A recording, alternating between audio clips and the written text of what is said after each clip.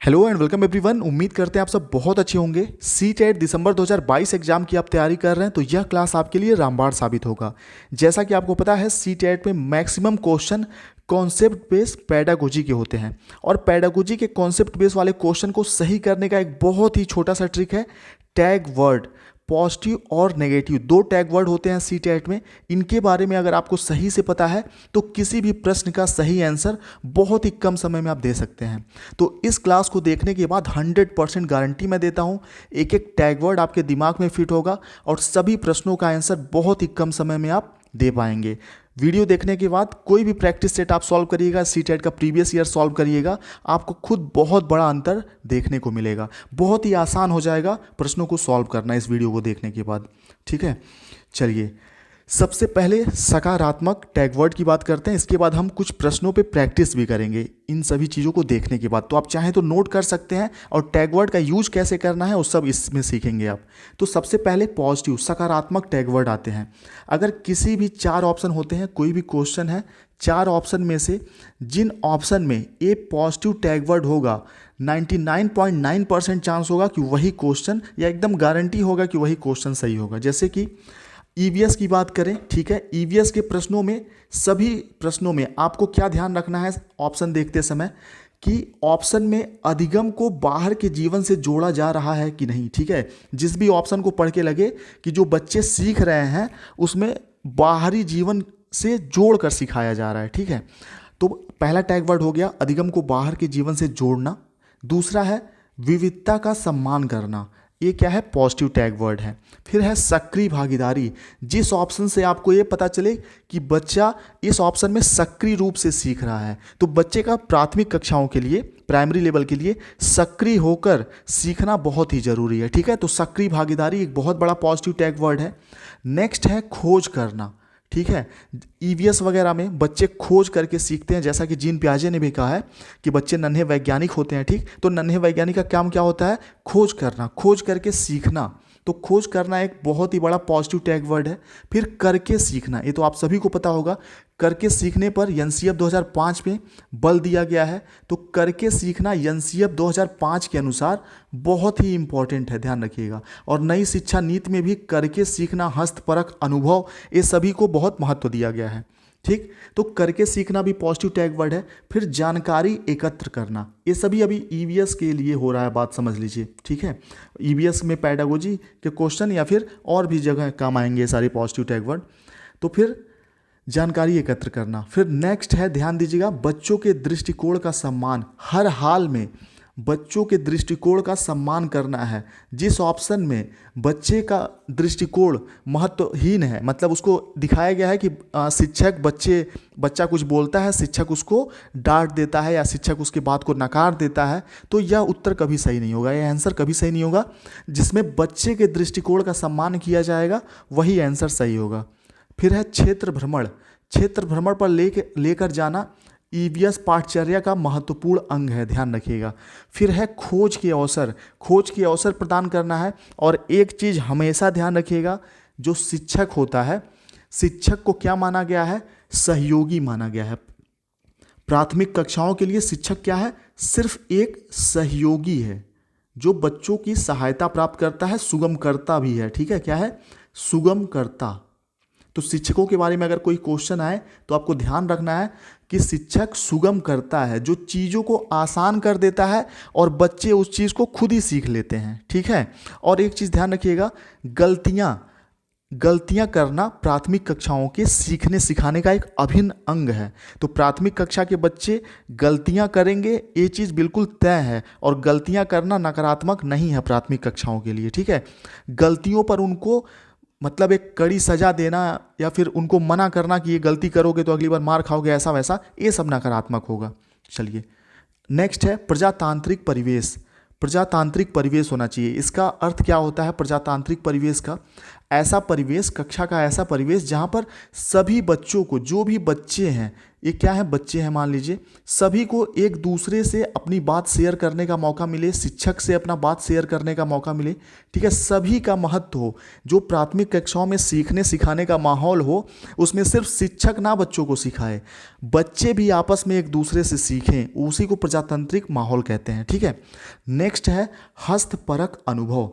हस्तपरक अनुभव का अर्थ ये होता है कि अपने हाथों से खुद से करके सीखना। तो करके सीखना और हस्तपरक अनुभव, बस शब्द अलग अलग हैं, अर्थ लगभग समान है। फिर नेक्स्ट है परियोजना कार्य। परियोजना कार्य या समूह कार्य, ध्यान दीजिएगा, बहुत इंपॉर्टेंट है। समूह गतिविधि, प्राथमिक कक्षाओं के लिए समूह गतिविधि का विशेष महत्व है। तो जिस भी ऑप्शन में आपको ये नजर आए कि इस ऑप्शन में बच्चा, 4 ऑप्शन है, किसी में बच्चा हो सकता है खुद करके अकेले कोई काम कर रहा हो, कोई ऑप्शन हो जहाँ पर बच्चे समूह में कार्य कर रहे हो, एक ग्रुप बना हो छोटे छोटे 3-4 बच्चों का, ठीक है। तो जो समूह बना होगा और उसके माध्यम से किसी समस्या का समाधान कर रहे होंगे बच्चे, वही ऑप्शन सही होगा। तो परियोजना कार्य मतलब मिलकर जो साथ में करते हैं।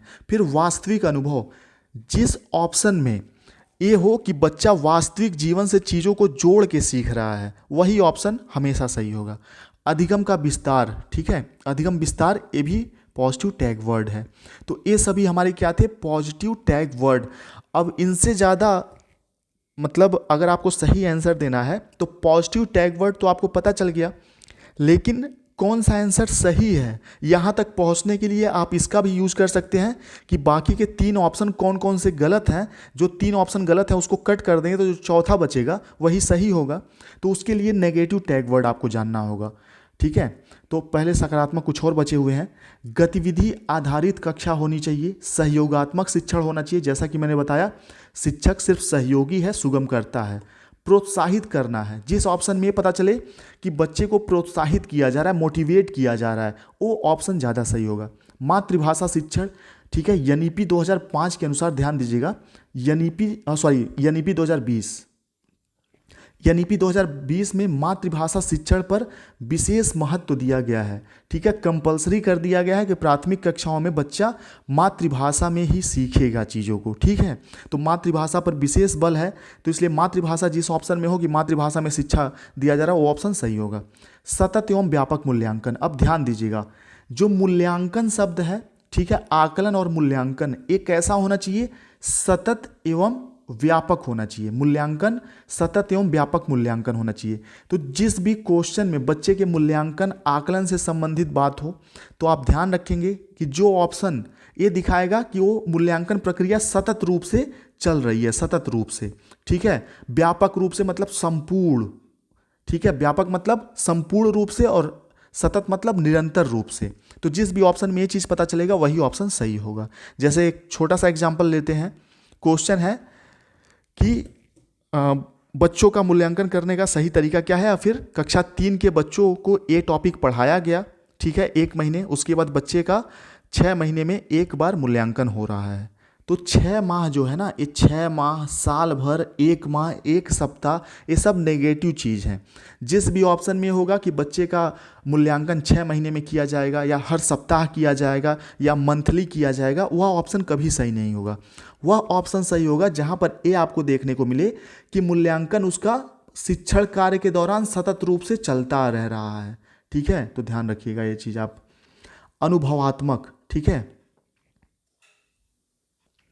अनुभवात्मक क्या है, ये भी एक सकारात्मक टैग वर्ड है, पॉजिटिव टैग वर्ड है। अब नेगेटिव टैग वर्ड की तरफ चलते हैं और यहीं से आपका क्वेश्चन इजी हो जाएगा, क्योंकि जब आपको पता होगा कि कौन सा ऑप्शन नेगेटिव है तो ऑप्शन आप तुरंत कट कर देंगे।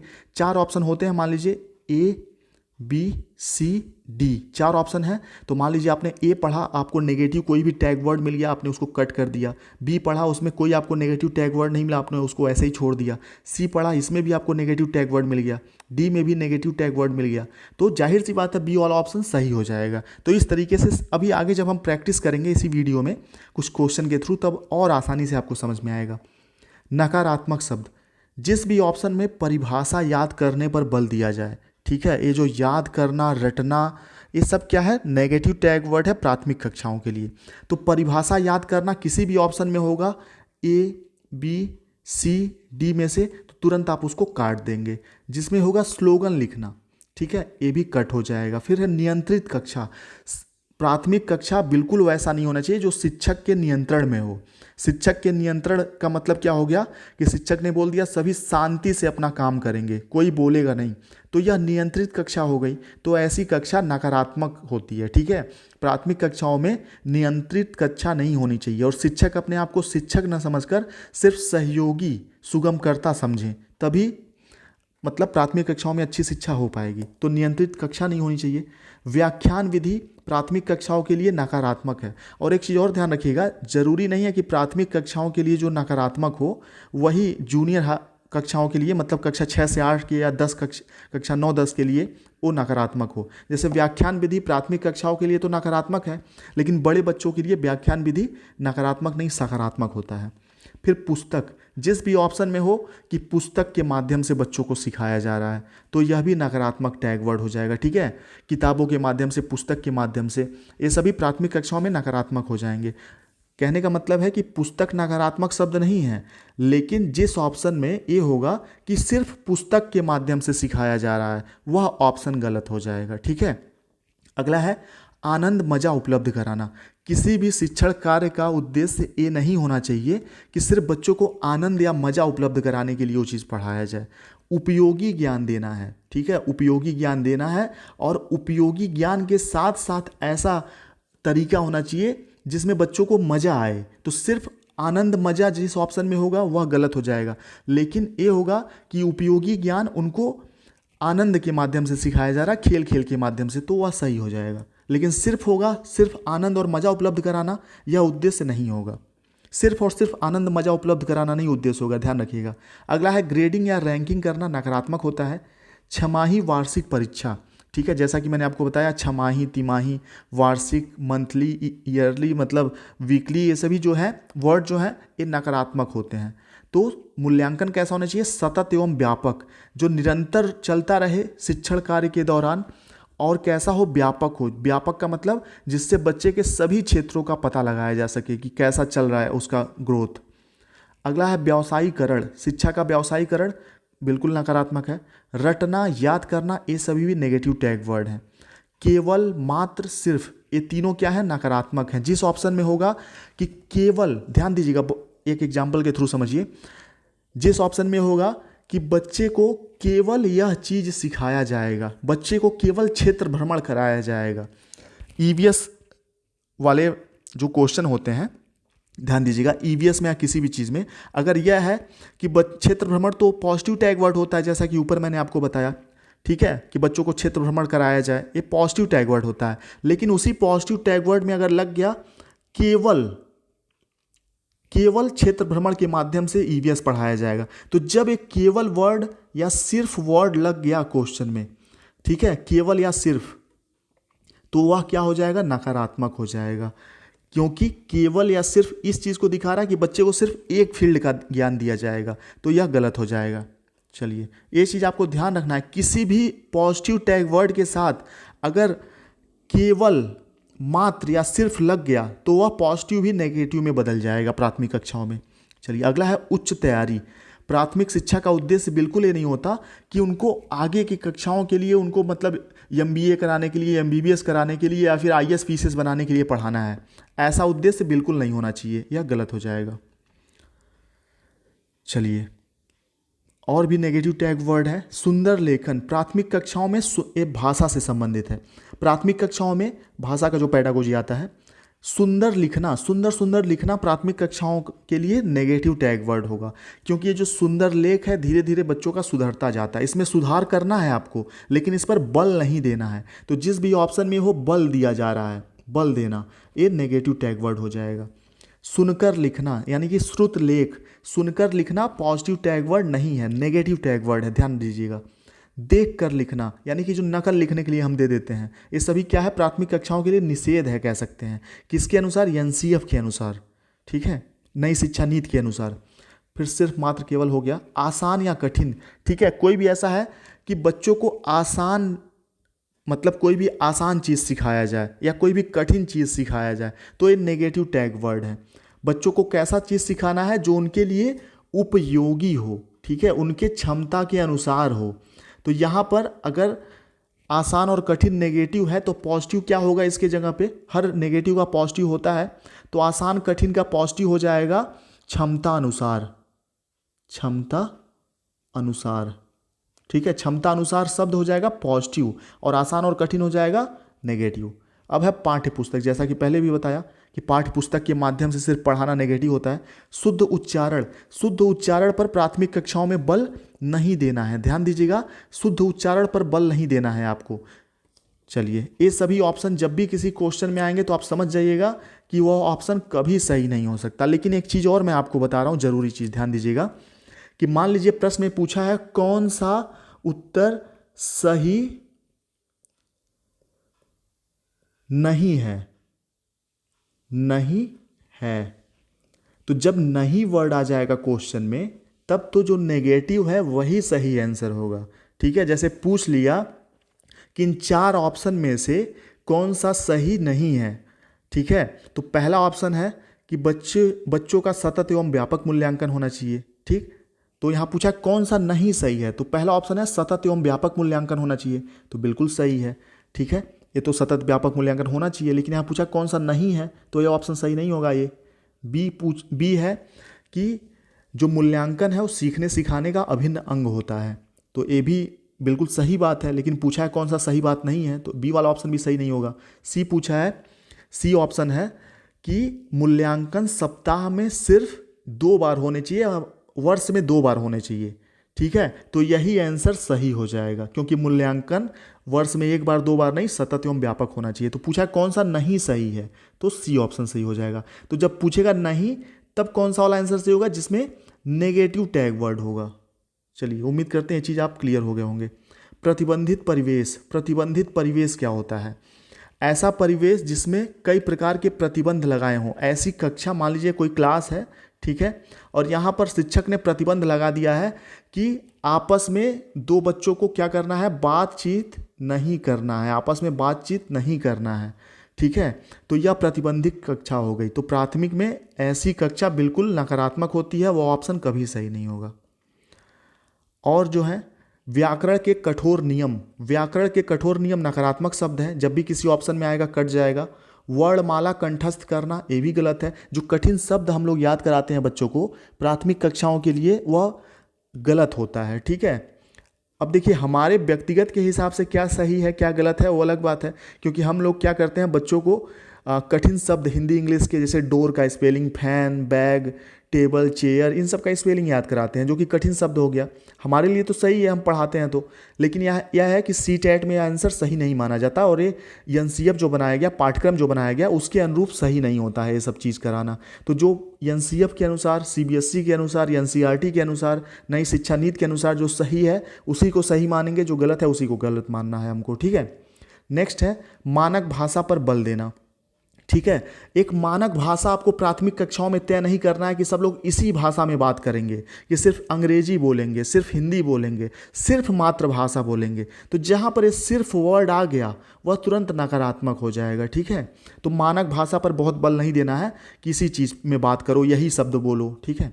मूल्यों पर आधारित, बहुत ज़्यादा सिर्फ और सिर्फ मूल्यों पर आधारित नहीं होना चाहिए, क्योंकि प्राथमिक कक्षा, आपने कोहलबर्ग का थ्योरी पढ़ा होगा नैतिक विकास का, उसमें आपको पता है कि प्राथमिक कक्षा के जो बच्चे होते हैं, यानी कि नैतिक विकास का जो चरण होता है, उसमें जो कोहलबर्ग के अनुसार पहला चरण है, फर्स्ट वाला चरण है, इसमें बच्चे लगभग वही प्राइमरी स्कूल वाले बच्चे होते हैं इस चरण में। और ऐसे बच्चे क्या होते हैं, इनमें स्वार्थ होता है, या किसी कार्य को तभी करते हैं जब इनको फ़ायदा नज़र आता है, तो नैतिकता का अभाव होता है। तो इसलिए प्राथमिक कक्षाओं में अगर मूल्य और नैतिकताओं पर बहुत ज़्यादा बल दिया जाएगा तो बिल्कुल वह यूजलेस होगा प्राथमिक कक्षाओं के लिए, ठीक है।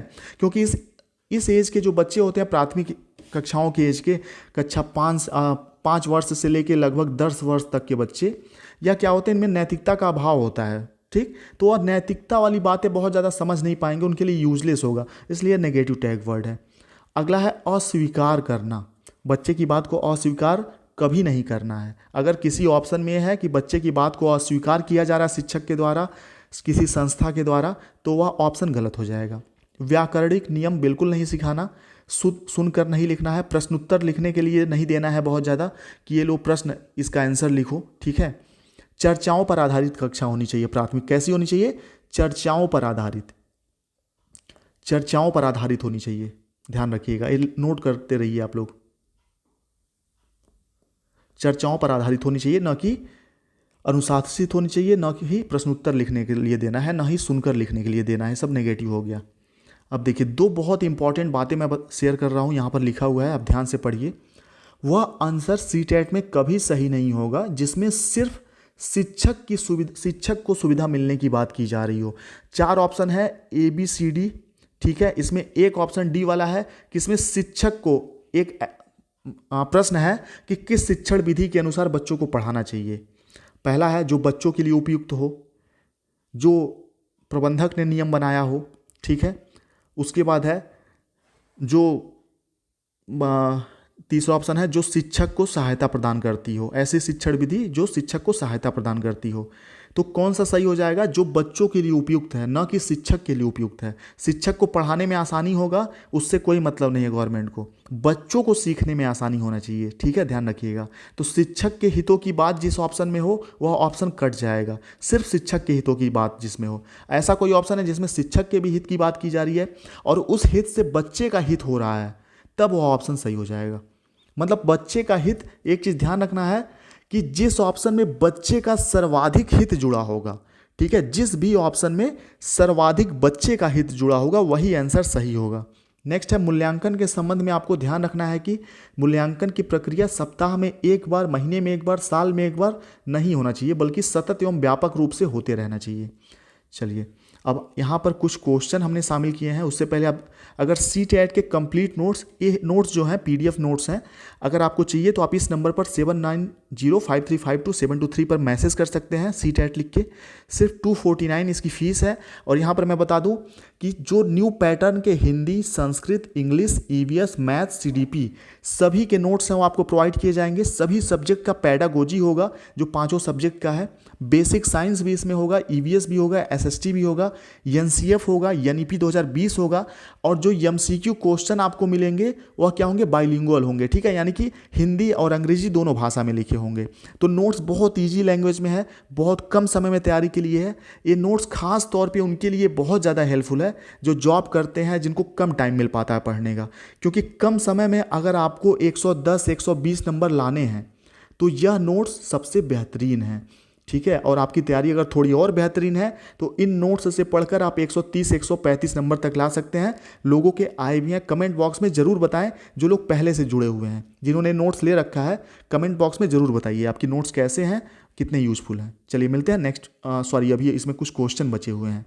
नेक्स्ट वीडियो से पहले कुछ क्वेश्चन कर लेते हैं पॉजिटिव नेगेटिव टैग वर्ड वाले। तो पहला क्वेश्चन यहाँ पर है कि भारत में भाषिक विभिन्नता बहुत है। इस संदर्भ में विशेषकर कक्षा 1 और कक्षा 2 के प्राथमिक स्तर पर बहुभाषिक कक्षाओं के बारे में सर्वथा उपयुक्त कथन कौन सा है? यहाँ पर है कि प्राथमिक जो कक्षाएं हैं वहाँ पर बहुभाषिक कक्षा के बारे में कौन सा कथन सबसे सही है? तो ध्यान दीजिएगा, पहला ऑप्शन है शिक्षक को सभी भाषाओं का सम्मान करना चाहिए और सभी भाषाओं में अभिव्यक्ति के लिए बच्चों को प्रोत्साहित करना चाहिए।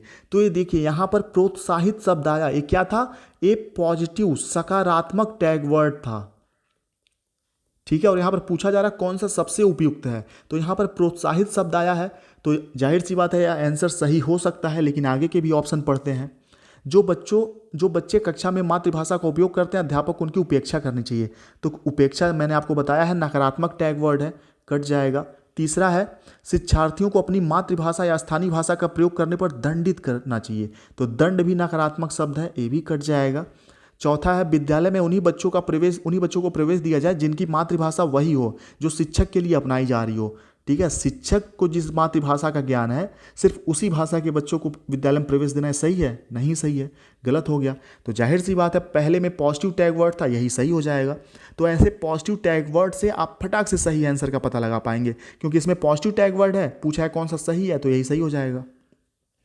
नेक्स्ट देखते हैं। और कभी भी एक चीज़ और ध्यान रखिएगा, ये जो छोटी छोटी बातें हैं, यही बातें आपको और लोगों से 10 15 20 नंबर एक्स्ट्रा दिलाएंगी, इस चीज़ की गारंटी है, ठीक है। तो एक चीज़ और ध्यान रखिएगा कि सिर्फ पहला ऑप्शन पढ़ के आपको सही लगे तो तुरंत गोला मत भर दीजिएगा, बाकी के ऑप्शन भी पढ़िएगा, ठीक है। अगला है बच्चे किस प्रकार से सीखते हैं? नीचे दिए गए कथनों में से कौन सा इस प्रश्न के विषय में सही नहीं है।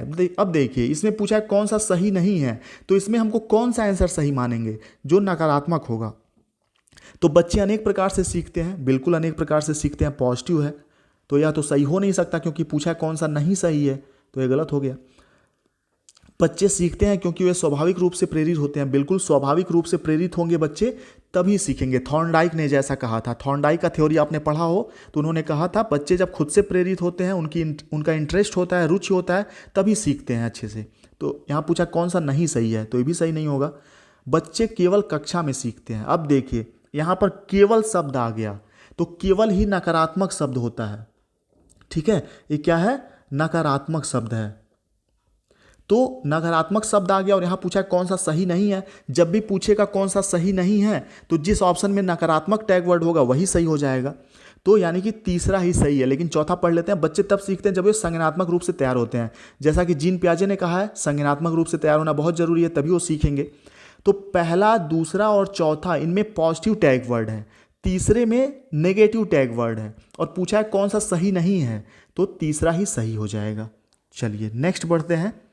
और वीडियो आपको पसंद आ रही हो तो चैनल को सब्सक्राइब जरूर कर लीजिए अभी, क्योंकि इस चैनल पे इतने बेहतरीन क्लास आपको मिलेंगे जिसमें आपका टाइम वेस्ट नहीं होगा। सभी क्लास बहुत ही सेलेक्टेड होंगे, कम क्लास होंगे लेकिन सेलेक्टेड होंगे। इसके बाद मैराथन भी हम चलाएंगे, एक एक वीडियो में सारा कंप्लीट हो जाएगा। और हाँ, पर डे 7:45 को आपको CTET का क्लास मिलेगा, ये चीज़ बिल्कुल तय है। इस चीज़ पर मैं अब कायम रहूँगा। देखिए क्या है कि प्रॉमिस करके मैं भूल नहीं जाता हूँ। प्रॉमिस करने के बाद क्या होता है कि स्कूल में सुबह 6-7 बजे स्कूल निकल जाता हूँ, वापस आता हूँ 5 बजे, क्योंकि घर से दूरी बहुत ज़्यादा है। अब इतना थक जाता था कि कुछ पढ़ाने का मन नहीं करता था, ठीक है। लेकिन अब मैंने कोशिश किया है और इस चीज़ पे मैं कायम भी रहूँगा कि जो क्लास आपको देना है मतलब देना है, ठीक है। आप लोगों के लिए जो हेल्पफुल है वो क्लास ज़रूर मिलेगा आपको। तो 7:45 पे सभी लोग आ जाया करिए टारगेट टीचर चैनल पे, पर डे इवनिंग में, शाम की बात की जा रही है।